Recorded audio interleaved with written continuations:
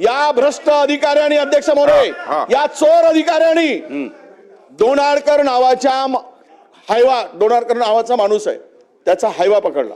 Hyva पकडून तो चिमूरच्या police station मध्ये उभा केला. 10 दिवस, ऐका, 10 दिवस हायवा पकडला. चिमूरच्या पोलीस स्टेशन मध्ये तो हायवा उभा होता. 10 दिवस कारवाई केली नाही. पोलीस अधीक्षकांनी जाऊन म्हणजे त्याच्यापूर्वी तोच ट्रक तिथून काढला. त्यांनी लेखी स्वरूपात डोनार्डकरनी दिला, मी 50,000 रुपये दिलेत म्हणून ट्रक सोडला, म्हणून 50,000 रुपये हायवा लेखी स्वरूपात पोलीस अधीक्षकाकडे आहे, 50,000 रुपये दिल्याचा म्हणून. आणि त्यानंतर तो हायवा सोडल्यानंतर तोच हायवा ब्रह्मपुरी पोलीस स्टेशननी गुन्हा दाखल केला. म्हणजे चिमूर पोलीस स्टेशन मधून हायवा सोडला 50,000 रुपये घेऊन, 10 दिवस उभं करून कारवाई केली नाही, FIR केला नाही.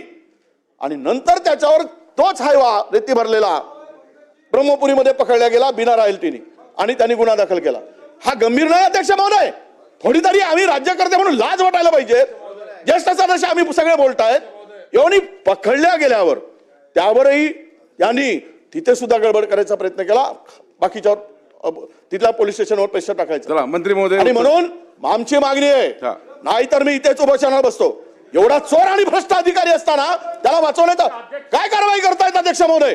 जो होत नाही तर आम्ही बसून राहू, पण मला निलंबन, या अधिकाऱ्याचं निलंबन झालं पाहिजे अध्यक्ष महोदय, कारण तो पकडला गेला आहे, गुन्हा सिद्ध झालेला आहे, पोलीस अधीक्षकाच्या चौकशीमध्ये निष्पन्न झालेला आहे. त्यामुळे आता त्याला वाचवण्याचा प्रयत्न करू नये. मंत्री महोदय, सभा